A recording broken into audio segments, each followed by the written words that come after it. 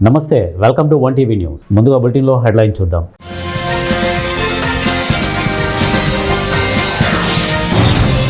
ఇండోర్లో నీళ్లు కాదు విషయాన్ని పంచారు కాంగ్రెస్ అగ్రనేత రాహుల్ గాంధీ.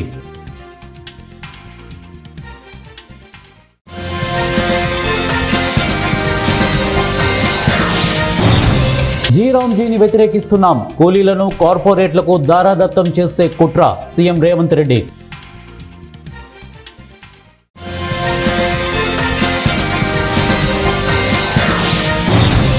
పన్నెండున నింగిలోకి PSLV C-62 ఇస్రో.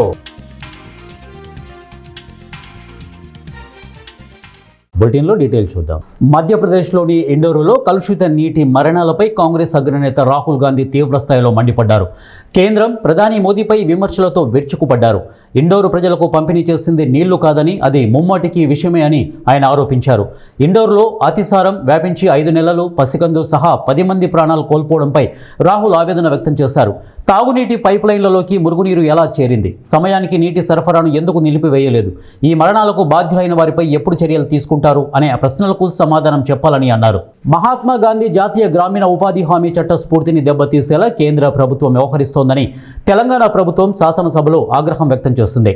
నిరుపేదలైన కార్మికులు, వ్యవసాయ కూలీలు, దళితులు, గిరిజనులు, ఆదివాసీలు, అత్యంత బలహీన వర్గాలు, పేద మహిళలకు ఆర్థిక వెసులుబాటు కల్పించడం కోసం తీసుకువచ్చిన ఉపాధి హామీ చట్ట స్ఫూర్తిని దెబ్బతీయడానికి కేంద్రం చేస్తున్న ప్రయత్నాన్ని రాష్ట్ర ప్రజలందరి తరపున తిరస్కరిస్తున్నామన్న సీఎం రేవంత్ రెడ్డి పాత చట్టాన్ని యథాతథంగా పునరుద్ధరించాలని డిమాండ్ చేశారు. ఈ మేరకు శాసనసభలో తీర్మానాన్ని ప్రవేశపెట్టారు. ఈ తీర్మానాన్ని సభలో చదివి వినిపించిన సీఎం పార్టీలకు అతీతంగా సభ్యులందరూ దానికి మద్దతు పలకాలని విజ్ఞప్తి చేశారు. గ్రామీణ ప్రాంత పేదలకు ఆర్థిక వెసులుబాటు కల్పించేందుకు నాటి యూపీఏ ప్రభుత్వం 2005లో నరేగా పథకాన్ని రూపొందించింది అని, పేదరికాన్ని, నిరుద్యోగాన్ని, వలసలను, శ్రామిక వర్గాన్ని దోచుకోవడాన్ని, స్త్రీ పురుషుల మధ్య వేతన అసమానతలను తగ్గించడమే లక్ష్యంగా 2006 ఫిబ్రవరి 2 నుంచి అది అమల్లోకి వచ్చిందని సీఎం గుర్తు చేశారు. తెలంగాణలో సుమారు 90% ఎస్సీ, ఎస్టీ, బీసీలు ఉన్నారని, ఇందులో 62% ఉన్న మహిళలు, దళితులు, గిరిజనులు, దివ్యాంగులు, అత్యంత వెనుకబడిన తెగలకు చెందిన ఆదివాసీలు ఈ చట్టం ద్వారా లబ్ధి పొందారని పేర్కొన్నారు. నరేగా వల్ల ఇన్నాళ్లుగా పేదలకు పని ఒక హక్కుగా లభించిందని, కానీ కేంద్రం కొత్తగా తీసుకొచ్చిన జీరామ్జీ చట్టం పేదల హక్కులను, పాత చట్టం ఆత్మను దెబ్బతీసేలా ఉందని చెప్పారు. పేదలు, గ్రామీణ మహిళలకు ఇది ఉపాధి లేకుండా చేస్తోందని అన్నారు. పేదల పాలిట శాపంగా మారనున్న జీరామ్జీని తిరస్కరిస్తున్నామని వారు తెలియజేశారు. డిమాండ్కు అనుగుణంగా పనుల ప్రణాళికలను తయారు చేసే విధానానికి స్వస్తి పలికేలా మహిళా కూలీలకు వ్యతిరేకంగా ఈ చట్టం ఉందని విమర్శించారు. జీరామ్జీ వల్ల పని దినాలు తగ్గి పేద కుటుంబాల్లో మహిళలు నష్టపోతున్నారని సీఎం ఆందోళన వ్యక్తం చేశారు. బాహుబలి రాకెట్ ద్వారా అమెరికాకు చెందిన భారీ ఉపగ్రహం బ్లూ బర్డ్ ప్రయోగంతో గత ఏడాదిని ఘనంగా ముగించిన ఇస్రో కొత్త ఏడాది ఆరంభంలోనే మరో ప్రయోగానికి సిద్ధమవుతోంది. తిరుపతి జిల్లా శ్రీహరికోటలోని సతీష్ ధావన్ స్పేస్ సెంటర్ షార్ట్ నుంచి ఈ నెల 12న PSLV C-62 రాకెట్ను ప్రయోగించేందుకు శాస్త్రవేత్తలు ఏర్పాటు చేస్తున్నారు. ఈ రాకెట్ ద్వారా భూ పరిశీలన ఉపగ్రహం EOS-N1 కక్షలోకి పంపనున్నారు. ఇప్పటికే షార్క్లోని మొదటి ప్రయోగ వేదిక వద్దనున్న PSLV ఇంటిగ్రేషన్ ఫెసిలిటీ భవనం వద్ద రాకెట్ 4 దశల అనుసంధాన పనులను శాస్త్రవేత్తలు పూర్తి చేసి లాంచ్ ప్యాడ్ దగ్గరున్న MST టవర్ వద్దకు చేర్చారు. ఈ నెల 12న ఉదయం 10:17 దీన్ని ప్రయోగించే అవకాశం ఉంది. మొదట 10న ప్రయోగించాలని భావించిన సాంకేతిక కారణాలతో 12కు వాయిదా పడింది. ఈ రాకెట్ 4వ దశలో స్పెయిన్ చెందిన స్పానిష్ స్టార్టప్ ఆర్బిటల్ పారాడైమ్ భాగస్వామ్యంతో నిర్మించిన 25 కిలోల కెసర్టెల్ ఇన్ఫిషియల్ డెమాన్స్ట్రేటర్ క్యాప్సల్స్ను ప్రయోగాత్మకంగా పరీక్షించనున్నారు. దీంతో పాటు మరో 18 రకాల పెలోడ్స్ను కూడా ఈ రాకెట్ ద్వారా కక్షలోకి పంపనున్నట్లు ఇస్రో వర్గాల సమాచారం. అన్నమయ్య జిల్లా కేంద్రంగా రాయచోటిని జిల్లాను యథావిధంగా కొనసాగించాలని ముస్లింల మత పెద్దలు ఆధ్వర్యంలో నిర్వహించిన ర్యాలీకి ప్రజల నుంచి అపూర్వ స్పందన లభించింది. ముఖ్యమంత్రి ఇచ్చిన హామీలు నిలబెట్టుకోవాలని హోరెత్తిన నినాదాలు. జామియా మసీదు నుంచి నేతాజీ సర్కిల్, వైఎస్ఆర్ సర్కిల్ మీదుగా తహసీల్దార్ కార్యాలయం వరకు కొనసాగిన ర్యాలీ తహసీల్దార్ నరసింహ కుమార్కు వినతి పత్రం సమర్పించారు. మత పెద్దలు షర్ఫుద్దీన్ హుసేన్, ఖాదర్ హుసేన్, మున్సిపల్ చైర్మన్ ఫయాజ్ బాషా, కౌన్సిలర్లు, ఇతర పార్టీల నాయకులు, వేలాది మంది ముస్లింలు పాల్గొన్నారు.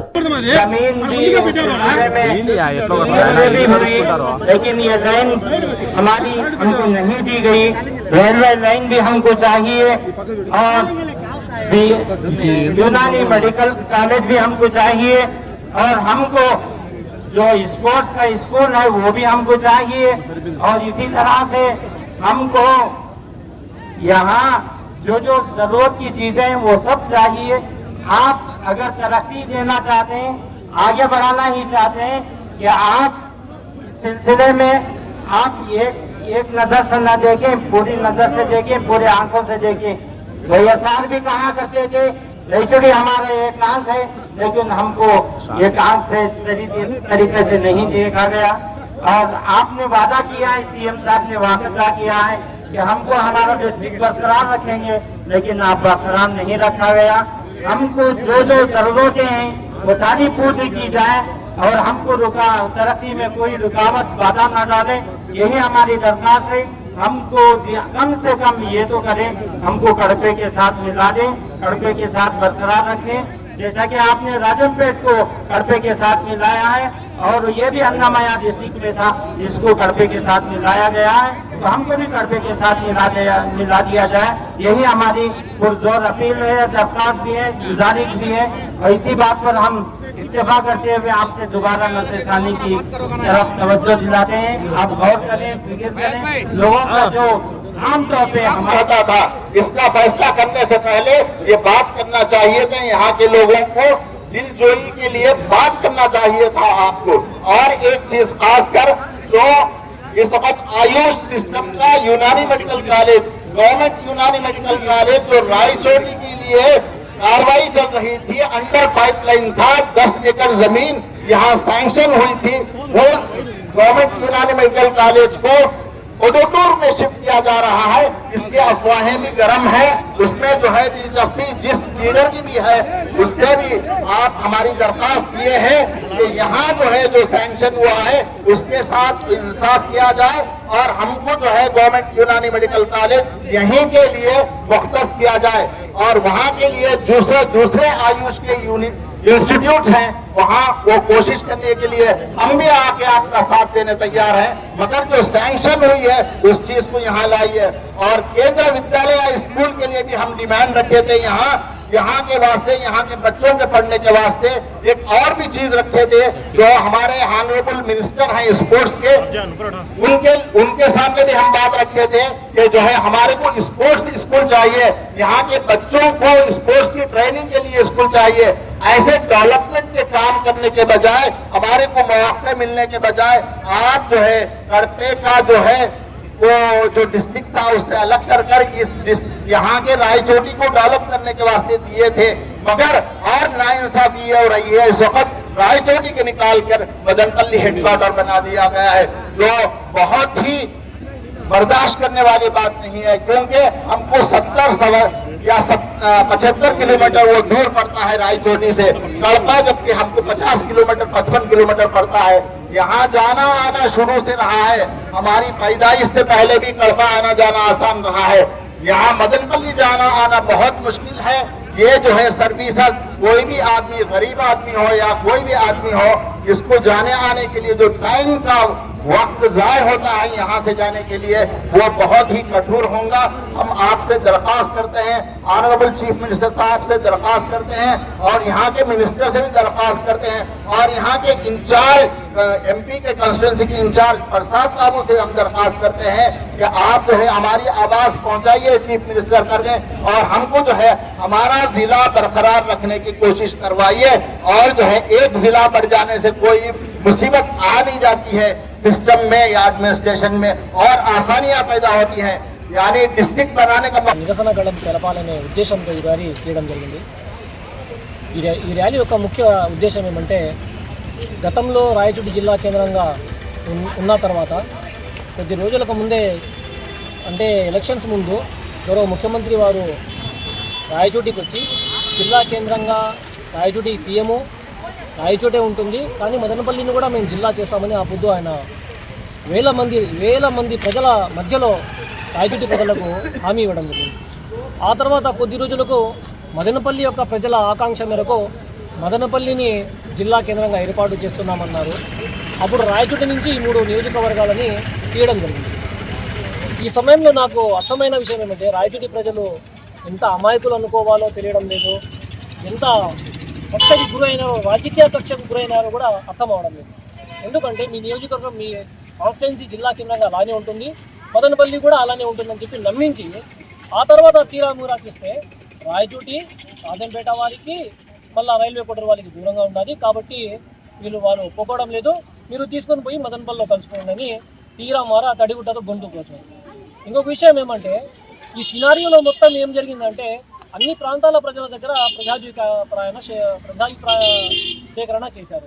ఏం చేశారు, గూడూరు వాళ్ళు కానివ్వండి, ఇట్లా అన్ని నియోజకవర్గాలు ఎవరైతే వాళ్ళ డిమాండ్స్ అన్నీ చెప్పారో వాళ్ళకందరికీ న్యాయం చేశారు. ఒక్క రాయచోటికి ఎందుకు ద్రోహం చేశారో అర్థం అవడం లేదు. ఇక్కడి ప్రజలకు అర్థం అవడం లేదు, నాయకులకు అర్థం అవడం లేదు. ఎందుకు రాయచోటి ప్రజలను ఎందుకు వీళ్ళు ద్రోహం చేశారు అంటే దీనిలో రాజకీయ కక్ష ఉండదనేది ప్రజలకి స్పష్టంగా అర్థమవుతా ఉంది. అలాగే రాయచోటికి కొన్ని కేంద్రీయ స్కూల్స్ కానీ ఇవ్వండి, యునాని మెడికల్ కాలేజ్ కానివ్వండి, ఇక్కడ మంజూరైన వాటిని కూడా తీసుకొని పోవడం అంటే దీంట్లో అంతర్యం ఏమిటి అంటే ఇక్కడి ప్రజలు కాదా, ఇక్కడ ప్రజలకు మనోభావాలు లేవా, ఇక్కడ ప్రజలు మీకు ఓట్లు వేసి గెలిపించలేదా, మీకు ఓట్లు వేసి గెలిపించిన దానికి మీరు ఇచ్చే బహుమతి ఇదేనా అనేసి రాయచోటి ప్రజల నుంచి మేము డిమాండ్ చేస్తున్నాము. అలాగే రాయచోటికు ఏదైతే మొన్న ప్రెస్ మీట్లో మంత్రి గారు చెప్పారు, ఏమని చెప్పారు, మీకు న్యాయం చేస్తాము, మీకు అభివృద్ధి చేస్తాము. ఏం అభివృద్ధి చేస్తారో మీరు శ్వేతపత్రం వదలండి. అయ్యా మీ రాయచోటికి ఈ జిల్లా పోయింది కదా, ఈ విధంగా మేము ఇన్ని కాలేజీలు ఇస్తాము, ఇన్ని మెడికల్ కాలేజీలు ఇస్తాము, ఇన్ని హాస్పిటల్స్ కడతాము, ప్రజలకు పెద్ద కార్మికులకు అందరికి కలిపి ఒక ఫ్యాక్టరీలు పెట్టి ఇక్కడ డెవలప్ చేస్తాము. ఏదన్నా మీరు శ్వేతపత్రం వదిలితే కదా చిన్న పిల్లోడు ఏడ్చినా కూడా ఇళ్లలో తల్లిదండ్రులు ఏదో ఒక చాక్లెటో బిస్కెటో ఇచ్చి అయ్యా ఏడ్సొద్దు అనేసి ఇది చెప్తారు. మీరు ఇంతగా మాకు ద్రోహం చేసి మమ్మల్ని నాశనం చేసింది కాక కనీసం ముఖ్యమంత్రి గారు అయ్యా. భద్రాద్రి కొత్తగూడెం జిల్లా అశ్వారావుపేటలో ఊడిపల్లి గోపయ్య అనే వృద్ధుడు అనారోగ్యంతో మృతి చెందగా అతని మనవరాలు అంత్యక్రియలు చేసింది. ఇక గోపయ్య కొడుకు చెడు వ్యసనాలకు అలవాటు పడి భార్యని కన్న కూతుర్ని వదిలేసి వేరే మహిళతో ఉంటున్న క్రమంలో గోపయ్య మృతి చెందగా అంత్యక్రియలు చేయడానికి కొడుకు రావడంతో కుటుంబ సభ్యులు అడ్డుకున్నారు. కుటుంబాన్ని వదిలేసి వెళ్లిపోయి కని పెంచిన తల్లిదండ్రులని కట్టుకున్న భార్యని కన్న కూతుర్ని వదిలి వెళ్లిపోయి ఇప్పుడు అంత్యక్రియలు ఎలా చేస్తామంటూ ఎదురు తిరిగారు. కన్న కొడుకుతో అంత్యక్రియలు చేయించడం తనకి ఇష్టం లేదని గోపయ్య భార్య కూడా చెప్పడంతో గోపయ్య ఆత్మ శాంతించాలంటే అంత్యక్రియలు కొడుకుతో కాకుండా మనవరాలితో చేయించారు.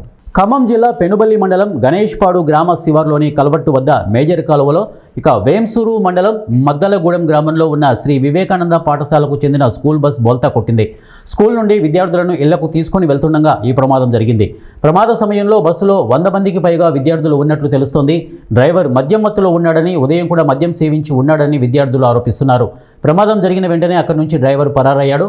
పరిమితికి మించి విద్యార్థులను బస్సులో తీసుకువెళ్తూ ఉండడం, అలానే డ్రైవరు మద్యం మత్తు కారణంగా ప్రమాదం జరిగిందని తెలుస్తోంది.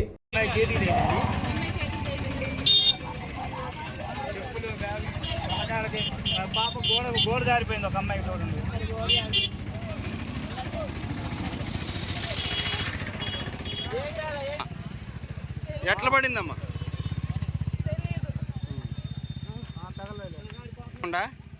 తాగినా అంటున్నారు మరి ఏమండి ముందు తాగినా అంటున్నారు. రోజు తాగుతాడు, మార్నింగ్ కూడా తాగొస్తాడు, మళ్ళీ అడుబడి ఉంటాడు. కొంతమంది మొత్తం కట్ అయింది, ఇక్కడ నచ్చింది అబ్బాయి తాగిపోయింది. ఒక అమ్మాయి కనపడట్లేదు అంట, రాజిరెడ్డి అమ్మాయి. జగిత్యాల జిల్లా 12,000 చిట్టి డబ్బుల కేసులో నిందితుల అరెస్టు. జగిత్యాల పట్టణం గోవిందపల్లెకు చెందిన కులగాని అంజయ్యను డిసెంబర్ 31 నాడు హత్య చేసిన ఘటనలో నిందితులు దాసోజు శ్రీనివాస్, అతని కుమారుడు వేణుచారిల అరెస్టు. ఇక మృతుడు అంజయ్య భార్య పద్మ ఇచ్చిన ఫిర్యాదు మేరకు కేసు నమోదు చేసి నిందితులను అరెస్టు. చిట్టి డబ్బులు తీసుకుని బకాయిగా ఉన్న 12,000 రూపాయలు ఇవ్వమని కులగాని అంజయ్య అడిగాడు. డబ్బులు ఎగ్గొట్టాలనే ఉద్దేశంతో శ్రీనివాసు, వేణుచారిలు పథకం ప్రకారం అంజయ్యను పిలిపించి విచక్షణారహితంగా దాడి చేయడంతో పాటు మృతుడు అంజయ్య ఛాతీ మరియు ముఖంపై పిడిగుద్దులు గుద్దడంతో స్పృహ కోల్పోయిన అంజయ్యను ఆసుపత్రికి తరలించగా మృతి చెందాడని తెలిపిన పట్టణ సర్కిల్ ఇన్స్పెక్టర్ కరుణాకర్ నిందితులిద్దరినీ అరెస్టు చేసి రిమాండ్కు తరలించినట్టు తెలిపారు.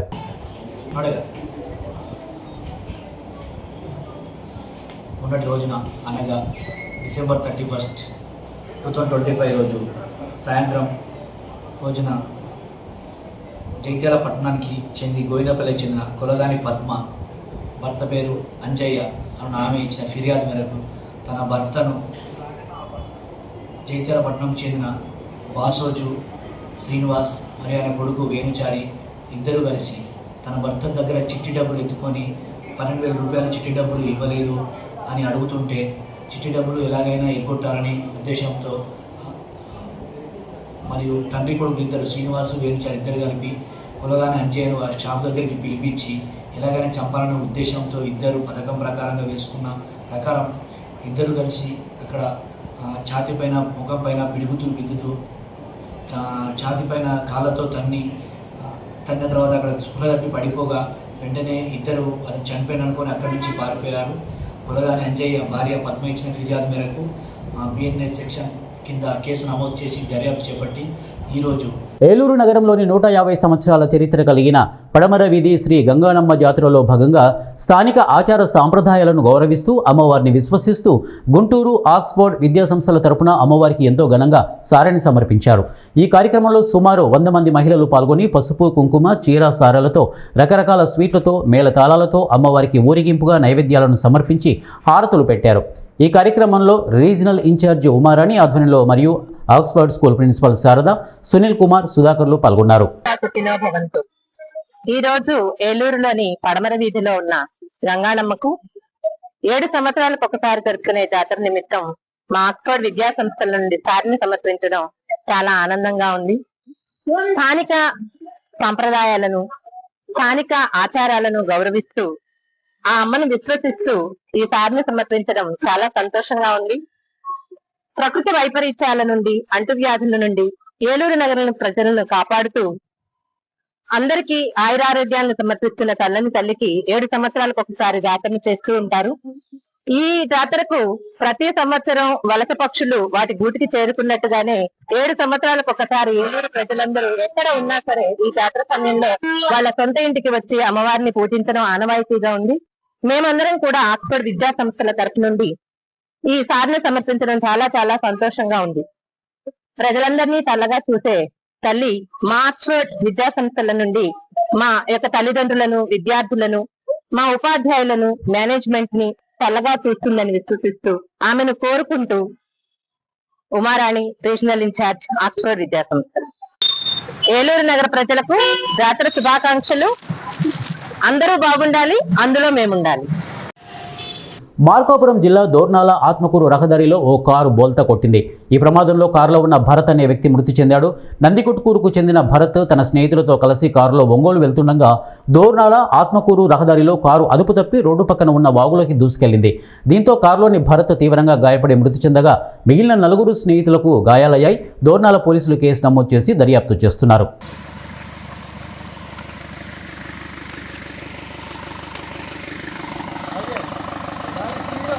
కర్నూలు జిల్లా ఎమ్మిగనూరు పట్టణంలో శ్రీరామస్వామి దేవాలయం నందు ఉప్పర సంఘం అధ్యక్షులు బసరకోడి వీరేంద్ర ఆధ్వర్యంలో ఉప్పర సంఘం నూతన క్యాలెండర్ 2026ను కుల పెద్దల సమక్షంలో ఆవిష్కరించారు. సగరుల ముద్దుబిడ్డ ఉప్పర శివాని జాతీయ, అంతర్జాతీయ స్థాయిలో జావెలిన్ త్రో షాట్ ఫుట్బాల్లో గోల్డ్ మెడల్ సాధించి భారత రాష్ట్రపతి చేతుల మీదుగా వీర్ బాల్ దివస్ పురస్కారం అందుకున్న ఉప్పర శివానిని ఘనంగా సన్మానించారు. అలాగే ఉప్పర ఉపాధ్యాయుల సంఘం శివానిని ఘనంగా సన్మానించింది. అలాగే ఎమ్మెల్యే జయనాగేశ్వరరెడ్డి నివాసంలో ఉప్పర సంఘం అధ్యక్షులు బసరుకోడు వీరేంద్ర మరియు కార్యవర్గ సభ్యులందరి సమక్షంలో ఉప్పర శివానిని ఘనంగా సన్మానించారు. శివానికి ప్రభుత్వం తరపున అన్ని విధాలుగా సహాయ సహకారాలు అందిస్తామని ఎమ్మెల్యే జయనాగేశ్వరరెడ్డి అన్నారు. సంఘం సభ్యులందరూ ఎమ్మెల్యేకి సందర్భంగా కృతజ్ఞతలు తెలియజేశారు. ఈ కార్యక్రమంలో ఏపీ వీరన్న టీచర్ రామన్న, పత్తిగింజల రాముడు, జిల్లా అధ్యక్షుడు గోణాబాయి గోపాల్, ఎల్లప్ప, బండలహరి తదితరులు ఈ కార్యక్రమంలో పాల్గొన్నారు. రాష్ట్ర వ్యాప్తంగా ఏపీలో ఉన్న ఎంఎంలోనే మన సగలందరూ ఎక్కువ ఉన్నారు. మనకు టైం లేదు, ఎందుకంటే తనకు ఎగ్జామ్స్ ఉన్నాయి కాబట్టి తను వెంటనే మనకి సహకరించి ఈరోజు రావడం జరిగింది. తొందరలోన ఆయనకి జిల్లా వ్యాప్తంగా తిరిగి ఒక మంచి బహుమతిగా ఆయనకి నేను సొంతంగా పట్టిస్తుందని కోరుతున్నానమ్మా. భద్రతతో స్పోర్ట్స్ కానీ ఏమన్నా డబ్బు ఏమన్నా ప్రాబ్లమ్స్ ఉన్నా కూడా ఒక ఫోన్ కొట్టేశారమ్మ జిల్లాకి. మేము జిల్లా తరఫు నుంచి పెద్దలందరికీ, పెద్దలు మరొక సాయం కాదు, ఇక్కడ పెద్దలందరూ ముందున్నారు నీకోసం సాయం చేసేకి. నీకు ఎటువంటి హెల్ప్ ఉన్నా కూడా ఒక ఫోన్ కొట్టేశారమ్మా. మేము ఉన్నాం వెనకాల. మీ నాన్న ఒక నేను కూడా ఉన్నాం మీకు ఒక అన్నగా, ఒక బాబాయ్ అందరూ ఉన్నారు ఇక్కడ.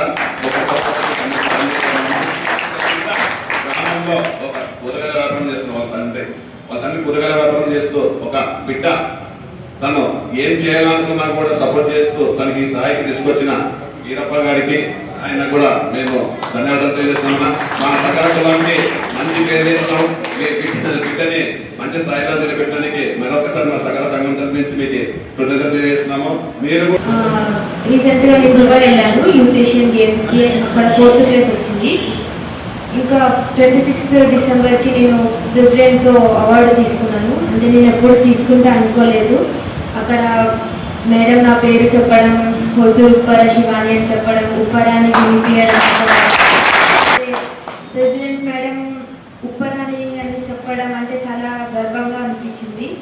నా పేరుతో పాటు ఉప్పరాని చెప్పడం, అది పెద్ద ప్రెసిడెంట్ కంటే ఎవరు పెద్ద ఉండరు. ఇంకా ఆమెనే చెప్తుంటే చాలా మంచిగా అనిపించింది. మళ్ళీ మోదీ సార్ కూడా నన్ను ఉప్పర శివాని అని చెప్పడం, శివానిగా. మార్కాపురం జిల్లా దోర్నాల మండలం ఎడవలి గ్రామంలో 2 సామాజిక వర్గాల మధ్య ఘర్షణ చోటు చేసుకుంది. దీంతో ఒకరిపై ఒకరు కర్రలతో దాడి చేసుకున్నారు. ఈ దాడిలో పలువురు గాయపడగా వారిని దోర్నాల ప్రభుత్వ వైద్యశాలకు తరలించారు. ఈ సందర్భంగా గ్రామంలో ఉద్రిక్తత పరిస్థితి ఏర్పడింది. ఈ నేపథ్యంలో వెంటనే పోలీసులు అక్కడికి చేరుకుని పికెట్ ఏర్పాటు చేశారు. దీంతో భారీ పోలీసు వలయంలో ఎడవలి గ్రామం ఉంది. మరోవైపు ఉద్రిక్తత వాతావరణం నేపథ్యంలో తమకు న్యాయం చేయాలని కోరుతూ ఓ వర్గం మద్దతుదారులు దోర్నాల పోలీస్ స్టేషన్కు భారీగా చేరుకున్నారు. దీంతో Markapuram CI Subbarao, Markapuram rural SI Ankamarao, Peddaraveedu SI సాంబశివయ్యలు హుటాహుటిన దోర్నాల పోలీస్ స్టేషన్కు చేరుకుని దోర్నాల ఎస్ఐ వెంకటరమణయ్య ఆధ్వర్యంలో వారితో మాట్లాడి పంపించారు.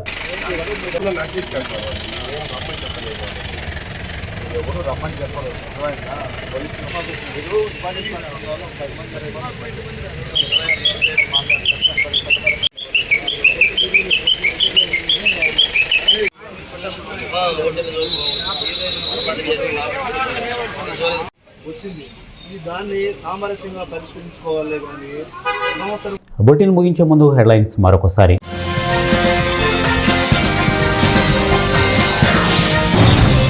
ఇండోర్లో నీళ్లు కాదు విషయాన్ని పంచారు కాంగ్రెస్ అగ్రనేత రాహుల్ గాంధీ.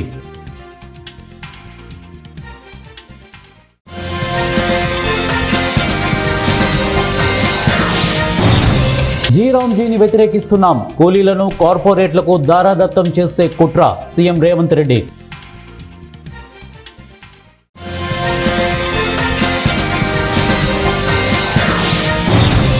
పన్నెండున నింగిలోకి PSLV C-62 ఇస్రో.